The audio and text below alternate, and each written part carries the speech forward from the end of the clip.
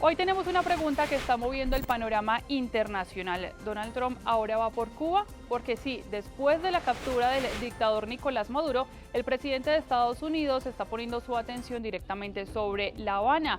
Trump asegura que ya hay conversaciones con autoridades cubanas y que podría haber un acuerdo, pero al mismo tiempo está aumentando las sanciones, la presión económica y las amenazas. Entonces, ¿es un diálogo o es una asfixia? ¿Es negociación o ultimátum? Hoy les explicamos con el análisis completo del internacionalista Camilo González, docente de la Universidad de San Buenaventura, lo que está pasando con esta situación. Bienvenidos a Mundo al Día.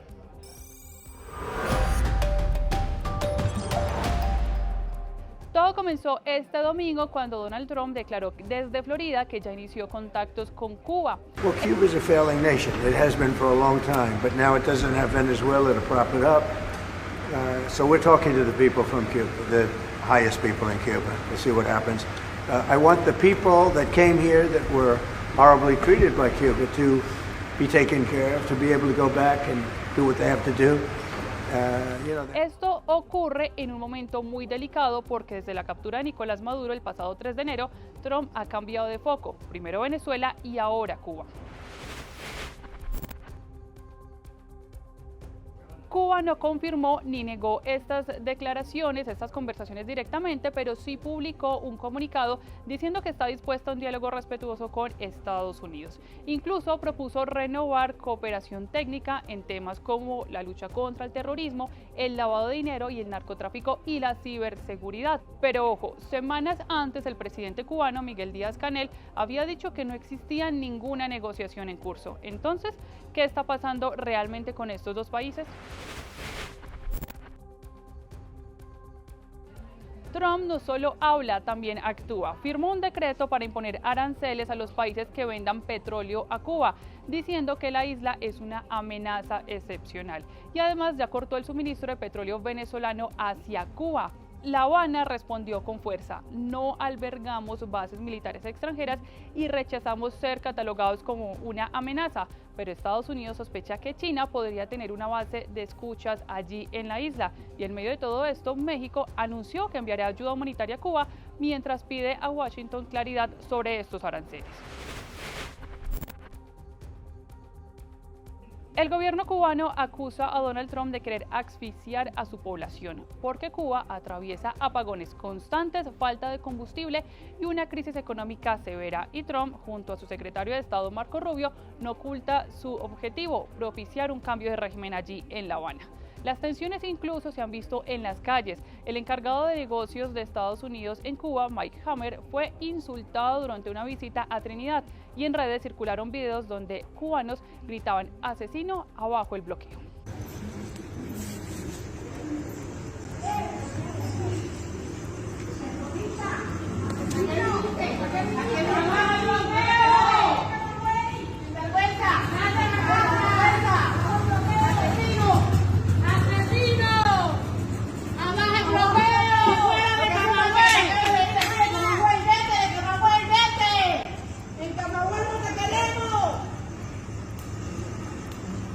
¡Asesino! Queremos una Cuba libre, pero ya el principio revolucionario es lo que tenemos. No con el abuso y la seña diario que tienen ustedes. ¡Abajo el bloqueo! ¡Asesino! Saca el cartel. ¿A qué vienen? ¿A qué vienen? ¿A una asesina? ¿A qué vienen? ¡Asesina! A seguir abusando de terroristas. ¡Abajo el bloqueo! ¡Terroristas! Con Cuba no se puede. Asesinos que son. Fuera de casa. La bandera cubana, la que defendemos los cubanos. La que defendemos los cubanos.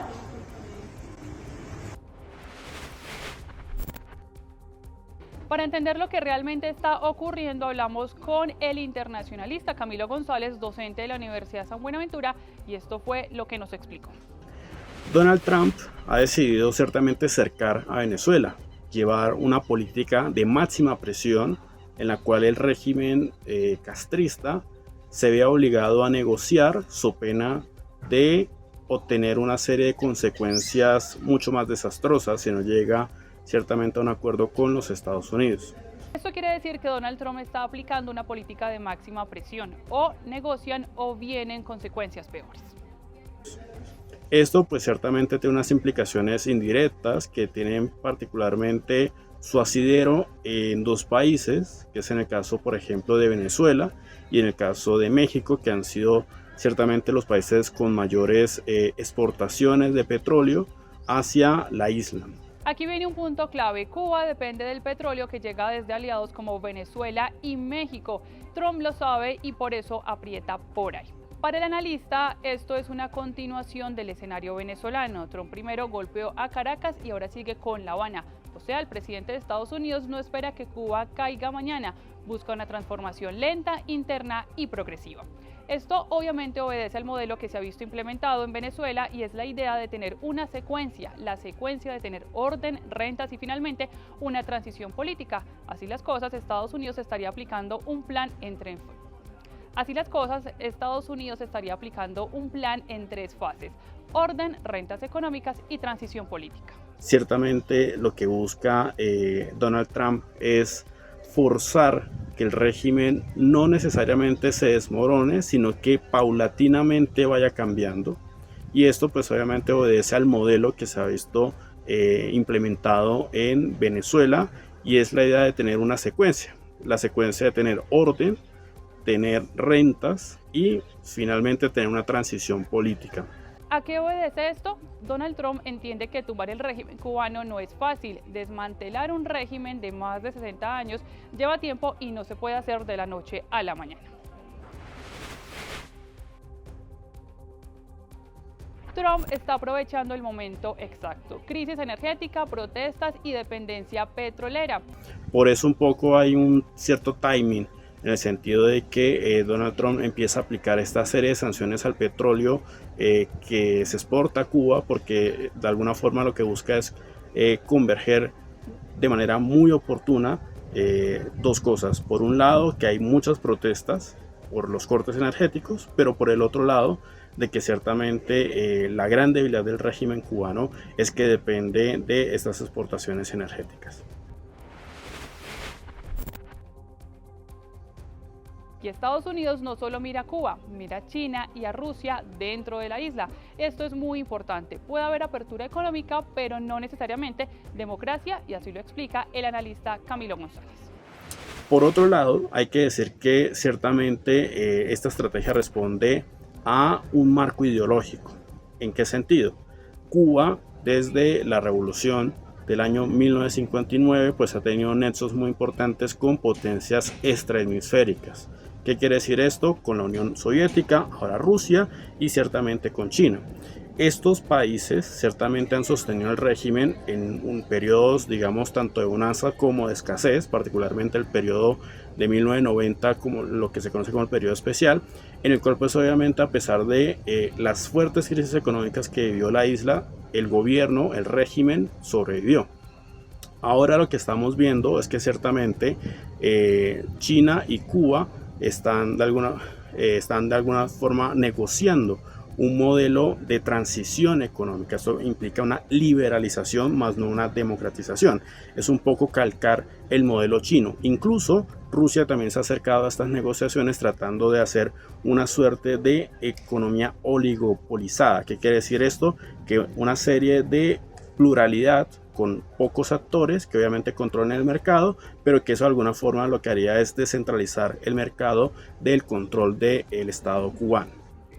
Aquí aparece el interés económico. Cuba tiene sectores estratégicos que podrían interesarle a Estados Unidos. Obviamente Estados Unidos también apuesta por la liberalización. Hay que entender que el segundo punto importante del plan que se implementó en Venezuela es el plan relacionado con tener rentas, y seguramente el sector turístico y el sector azucarero son de gran importancia para los Estados Unidos. Cuba tiene sectores estratégicos que podrían interesarle a Estados Unidos. Es la pieza final del tablero político Cuba en esta región. Maduro era un aliado central a La Habana y su caída debilita precisamente allí al régimen castrista. Finalmente, hay que pensar esto también en clave de un largo juego. Ciertamente Cuba es seguramente el objetivo final para de alguna forma proyectar el poder de Estados Unidos no solamente en el Caribe, sino también en el hemisferio occidental.